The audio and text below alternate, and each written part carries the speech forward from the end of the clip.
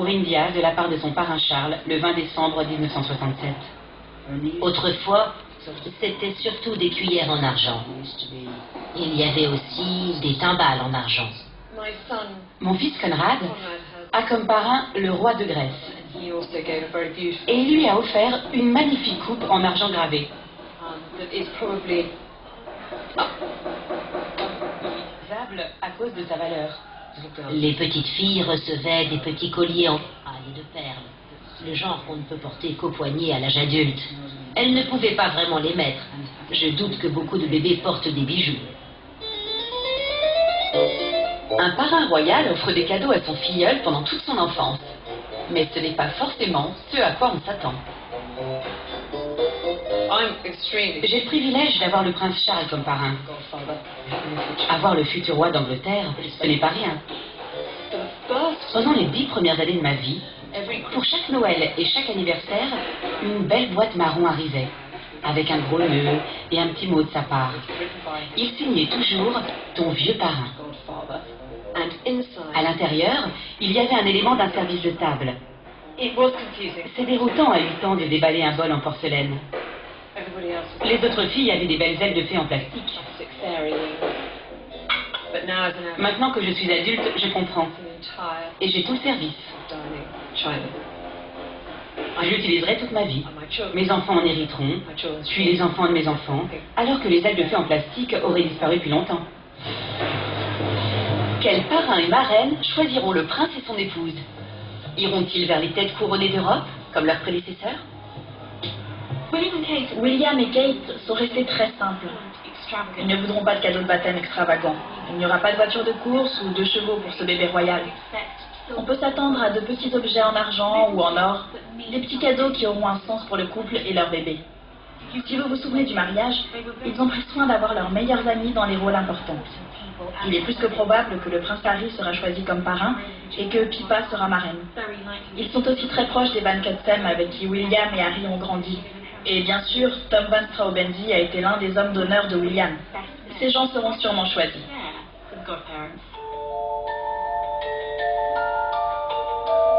Dès la première échographie, les futurs parents commencent à aménager leur intérieur pour l'arrivée du bébé. Même pour la famille royale, une naissance rime souvent avec déménagement. Après 3 années idylliques dans la tranquillité du Pays de Galles, William et Catherine vont quitter la campagne pour vivre dans la capitale.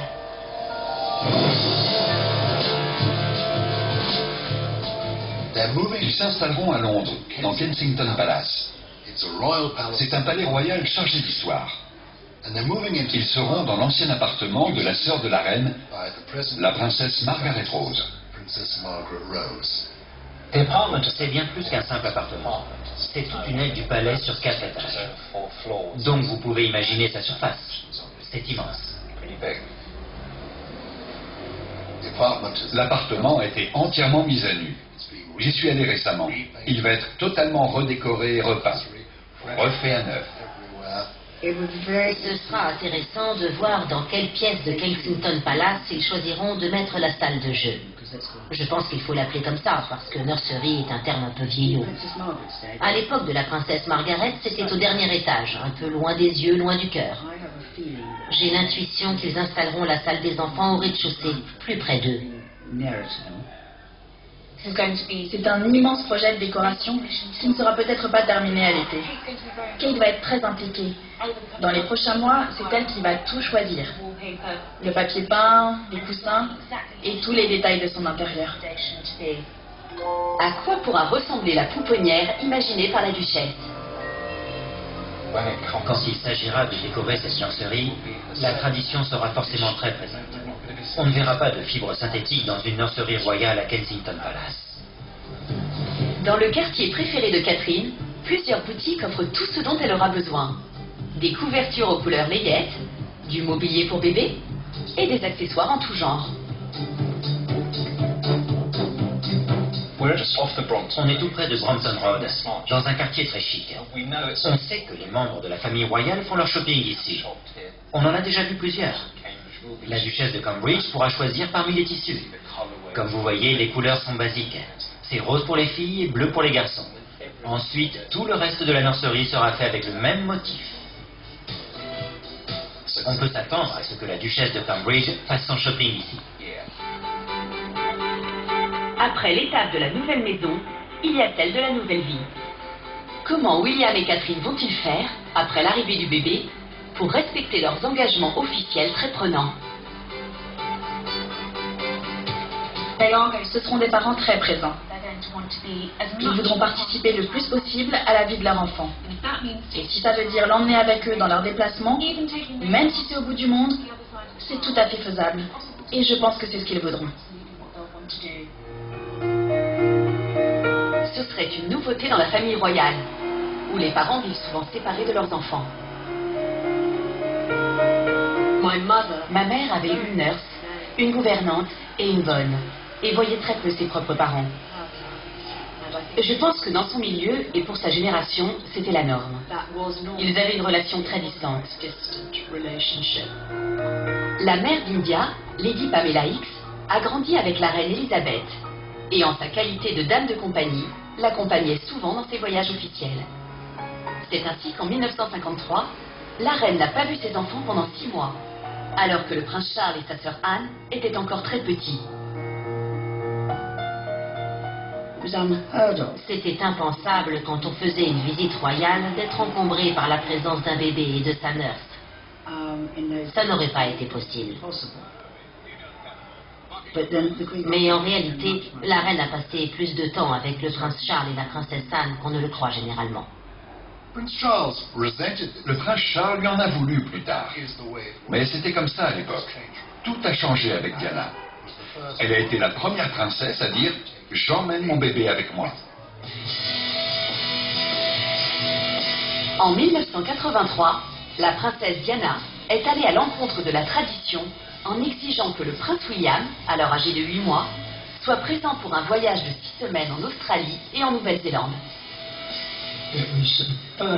C'était la toute première fois qu'une mère royale bousculait le protocole. On lui a dit de ne pas emmener William et elle a répondu « Si William n'y va pas, moi non plus ». Il a une mouche sur la joue. Ça a montré quel genre de mère Diana allait être.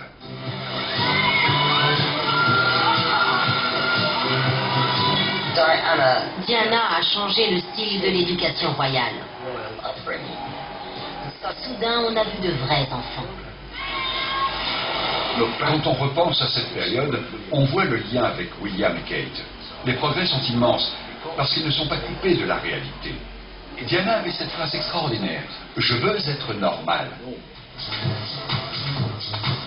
Malgré les efforts de leur mère pour que William et Harry aient une enfance la plus normale possible, appartenir à la famille royale vous met à part, même des autres enfants célèbres. Contrairement à Surrey Cruise ou aux enfants des Kardashians, les enfants de notre famille royale ont des devoirs. Ils sont préparés à tenir le rang qui leur revient. Ils n'ont pas le choix. Les enfants des autres célébrités peuvent décider à un moment ou à un autre de ne plus être dans la lumière. Pour ceux de Catherine et William, ce sera impossible.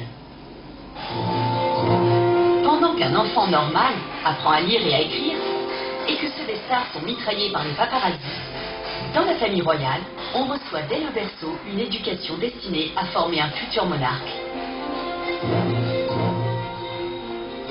Dès le début, leur enfant sera élevé dans un monde de discipline et de bonnes manières, avec l'idée d'un devoir à accomplir. Il apprendra à être poli et à parler aux gens. Cette éducation commencera dès qu'il saura marcher et parler.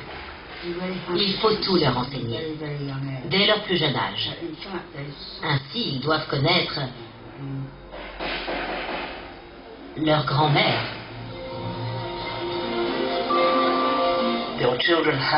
Les enfants doivent apprendre que cet immense privilège s'accompagne d'une grande responsabilité.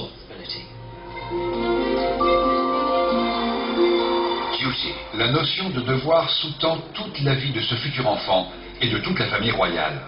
Ce n'est pas juste une nouvelle génération, c'est la perpétuation d'un rôle officiel. Et c'est un nouveau maillon de la chaîne qu'ils ont créé. C'est fantastique. C'est formidable pour la famille royale. Depuis cette annonce surprise début 2012, le monde retient son souffle en attendant l'été 2013 et la naissance du bébé du couple royal britannique. Et peut-être y aura-t-il une surprise.